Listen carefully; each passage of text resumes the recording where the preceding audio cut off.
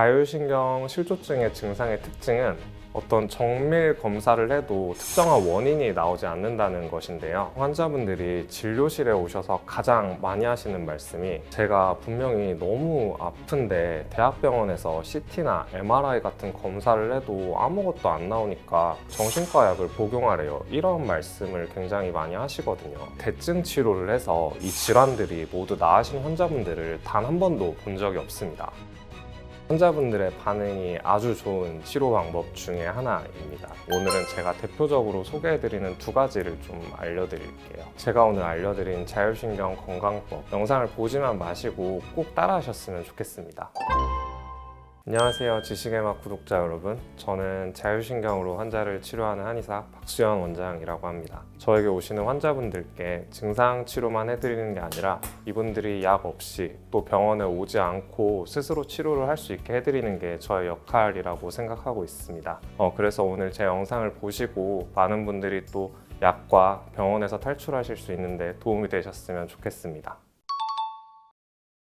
여러분이 심장을 의도적으로 뛰게 해서 뛰는 게 아니죠. 또 의식하지 않아도 저절로 우리는 숨을 쉬는 호흡 활동을 합니다. 음식을 먹고 난 후에 또 우리가 의도적으로 위장, 소장, 대장 이런 것들을 의도적으로 움직이지 않아도 저절로 소화가 되죠. 즉 자율신경은 이런 역할을 담당하고 있는 신경계로 우리 몸의 생명을 유지하는 데 필요한 심장박동, 호흡, 체온, 소화 등 생명 유지를 위한 필수적인 생리 기능을 담당하는 것이 바로 자율신경이라고 할 수 있습니다. 자율신경에는 교감신경과 부교감신경 두 가지가 있는데요. 첫 번째로 교감신경은 우리 몸을 긴장시키거나 흥분시킬 때 활성화되는 신경입니다. 예를 들면 여러분들이 중요한 시험이나 아니면 중요한 면접을 앞두고 있을 때 아니면 어두운 길을 걸어가는데 뒤에서 누군가 쫓아오는 것 같은 공포감이 드는 상황일 때 이럴 때 교감신경이 활성화되는데요. 교감신경은 이런 위기 상황에 활성화돼서 우리가 생명에 위협이 되는 상황을 인지하고 이를 피할 수 있도록 돕는 역할을 하고 있습니다. 그래서 교감신경이 항진될 때는 심장이 두근거리고요. 혈압도 올라가고 체온도 상승하는 경향이 있습니다. 동공도 확대되는데 이는 주위에 위협이 되는 상황을 빠르게 인지하기 위해서거든요. 두 번째로는 부교감신경이 있습니다. 교감신경과 반대로 우리 몸을 휴식시키고 이완시키는 작용을 하는데요. 휴식과 소화를 시키는 신경이라고 생각하시면 됩니다.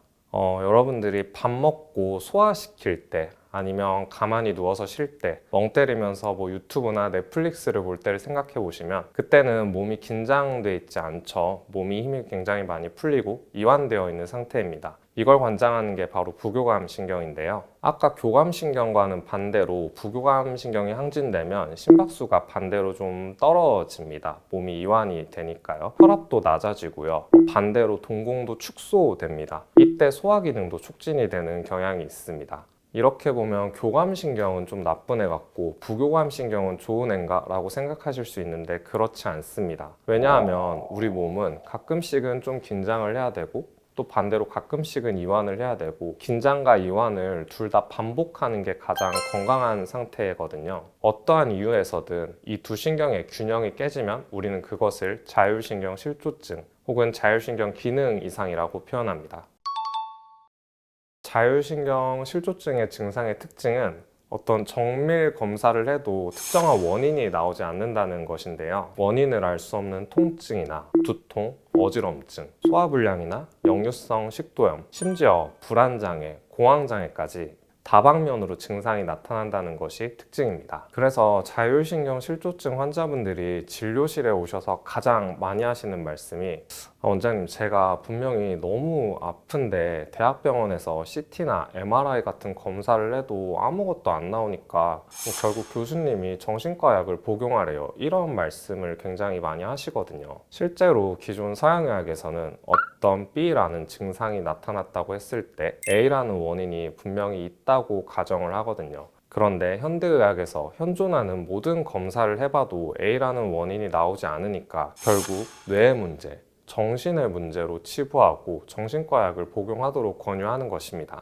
그런데 이런 분들 중 많은 분들이 자율신경이 그 원인인 경우가 굉장히 많습니다. 교감신경과 부교감신경의 균형이 깨진 것인데요. 대표적인 케이스 두 가지를 한번 살펴볼게요. 아까 교감신경이 뭐라고 말씀드렸죠? 우리 몸을 긴장하고 흥분하게 만드는 신경이었는데, 그러니까 쉽게 생각하면 사람이 하루 종일 안 쉬고 몸에 힘을 꽉 주고 긴장해 있는 상태라고 생각하시면 되거든요. 교감신경이 활성화되면 소화 기능도 억제돼서 만성적인 소화불량을 호소하시기도 하고요. 수족냉증 혹은 다한증을 호소하시기도 합니다. 이렇게 증상이 많이 나타날 때 기존 서양의학의 방식대로 치료를 하게 되면, 예를 들면 두통이 있을 때는 신경과에 가실 거고요. 정서적인 불안감이나 불안장애, 공황장애가 있으니까 정신과에 가셔야 할 거고, 또 소화불량이 있으시니까 내과에 가셔야겠죠. 그런데 저는 이렇게 대증 치료를 해서 이 질환들이 모두 나으신 환자분들을 단 한 번도 본 적이 없습니다. 증상이 생긴 원인이 교감신경의 항진이기 때문에 이 교감신경을 가라앉히는 치료를 해야 증상이 나을 수 있는 것이죠. 두 번째로, 부교감우세형 자율신경실조증은 자율신경실조증이 중기 단계에서 넘어가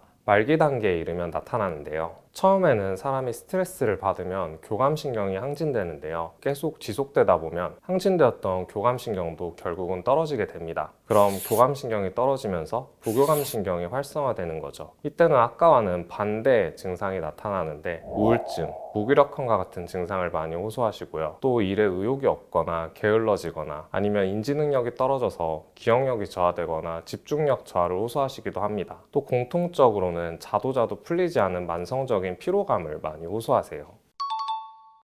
제가 생각할 때 자율신경 실조증에 발생하는 원인은 생활습관 때문이거든요. 그래서 저는 습관병이라는 표현을 많이 하는데, 그래서 실제로 내원하시는 환자분들한테도 치료만 받지 마시고 반드시 생활습관을 교정하라고 많이 말씀드립니다. 오늘은 제가 대표적으로 소개해드리는 두 가지를 좀 알려드릴게요.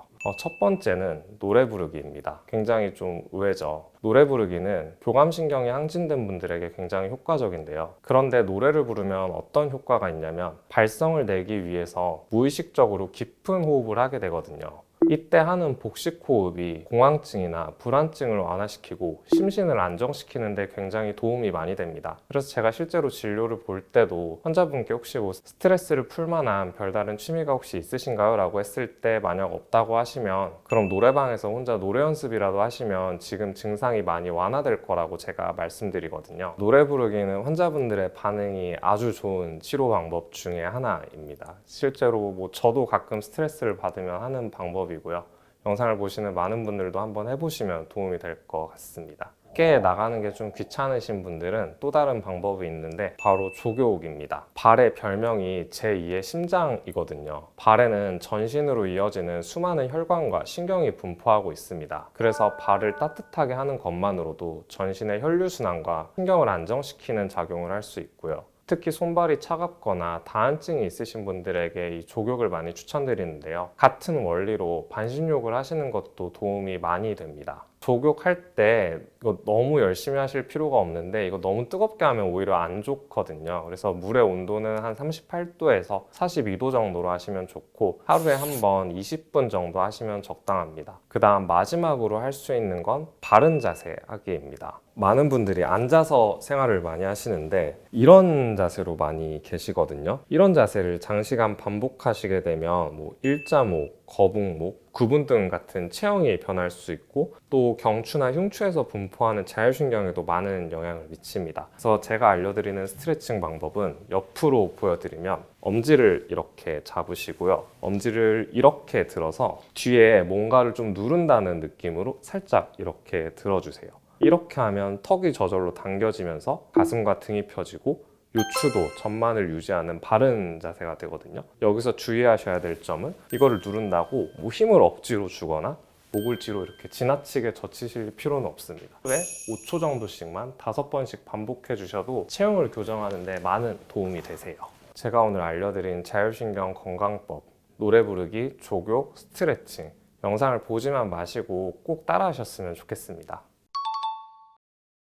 일단 좋은 음식에 대해 이야기하기 전에 절대 먹으면 안 되는 음식 한 가지만 설명해 드리면, 정제당을 반드시 끊으셔야 합니다. 정제당은 여러분이 알고 계시는 설탕을 생각하시면 되고, 이 설탕은 체내에 염증을 일으키고 비만을 유발할 뿐만 아니라, 안 그래도 몸이 긴장되고 흥분되시는 분들은 이 정제당을 먹으시면 두통이나 불면증, 불안장애나 공황장애 같은 증상이 훨씬 더 심해질 수 있어요. 그래서 일단 먼저 끊어야 되는 음식 한 가지를 먼저 설명해 드리고, 자율신경 실조증에 도움이 되는 대표적인 음식 한 가지를 고르라고 하면 바로 계피입니다. 계피의 주성분은 신나말데하이드라고 하는데요. 흔히 시나몬으로 많이 알려져 있죠. 계피에서 나는 독특한 향과 맛이 바로 신나말데히드 성분 때문입니다. 신나말데하이드는 염증을 완화시키는 항염증 작용을 하고요. 또 세균이나 곰팡이를 억제하는 향균, 항바이러스 작용이 있어서 혈류순환을 개선하고 스트레스 수치를 낮추는 효과가 있습니다. 또 계피의 유게놀, 폴리페놀 성분은 항산화 작용을 해서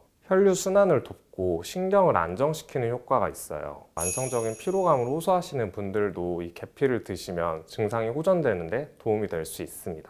이 계피는 그냥 차로 드셔도 괜찮고요. 드실 때는 따뜻하게 해서 드시는 게 좋습니다. 아니면 환자분들께는 커피를 드실 때 계피 가루를 뿌려서 드시는 것도 추천을 해드리고, 아니면 다른 생강이나 대추차, 허브티에 계피 스틱을 넣어서 드시는 것도 효과적입니다. 실제로 저도 계피차를 굉장히 좀 많이 복용하는 편입니다. 혹시 이렇게 차를 드시라고 하니까 각설탕 같은 거 넣어서 드시는 분들이 계시거든요. 그러면 굉장히 달고 맛있긴 한데, 제가 드시면 안 되는 음식이 정제당이라고 말씀드렸죠. 그래서 설탕을 넣어서 이렇게 계피차를 드시면 사실 효과보다는 안 좋은 점이 훨씬 많습니다. 그래서 혹시 이렇게 계피차를 드신다고 하면 설탕 같은 것들은 절대 넣지 말고, 시럽도 마찬가지입니다. 그냥 오로지 계피차만 드셔야 된다는 걸 꼭 기억해 주시면 좋을 것 같습니다. 건강하려고 먹은 영양제가 오히려 건강에 해를 끼칠 뿐만 아니라 암을 유발할 수도 있는데요. 영양제를 고를 때 가장 중요한 건 어떤 다른 사람한테 좋다고 해서 이게 저한테 무조건 좋다고 할 수 없거든요. 가져야 하는 원칙들에 대해서 좀 설명해 드리면, 이걸 잘못 먹어서 잃는 손실이 훨씬 크거든요. 이게 사시는 분들이 보니까 이게 비싼 영양제여서 더 좋을 거라는 생각을 많이 하시는 것 같아요. 그런데 사실 그렇지는 않거든요. 만약에 저한테 오늘 영양제를 단 한 가지만 좀 추천해 달라고 여쭤보신다면, 안녕하세요, 지식의 맛 구독자 여러분. 저는 자율신경으로 환자를 치료하는 한의사 박수현 원장이라고 합니다. 일단 영양제에 대해 설명해 드리기 전에 이거 하나를 꼭 명심하셨으면 좋겠는데, 영양제로 음식을 대체하려고 하시면 안 됩니다. 예를 들면 우리가 녹차가 건강에 좋다고 알려져 있죠. 이건 녹차의 카테킨이라는 항산화 성분 때문인데요. 녹차의 카테킨 성분을 먹기 위해서 실제로 이 카테킨이라는 영양제가 시중에 많이 나와 있습니다. 그런데 실제로 이렇게 카테킨을 영양제로 복용하는 것과 녹차를 먹으면서 카테킨을 복용했을 때 흡수율이나 효과에서 차이가 난다는 연구가 굉장히 많거든요. 이건 원인이 여러 가지가 있을 수 있는데, 카테킨을 따로 복용했을 때는 흡수율이 좀 떨어진다든지, 아니면은 고농도로 먹다 보니까 아니면 간독성을 일으킨다든지 이런 문제들이 있습니다. 일단은 영양제보다는 음식으로 좋다는 걸 먼저 인지를 하셨으면 좋겠고요. 그럼에도 불구하고 식습관이나 생활습관이 불규칙한 현대인분들은 본인에게 맞는 영양제를 드시면 좋습니다.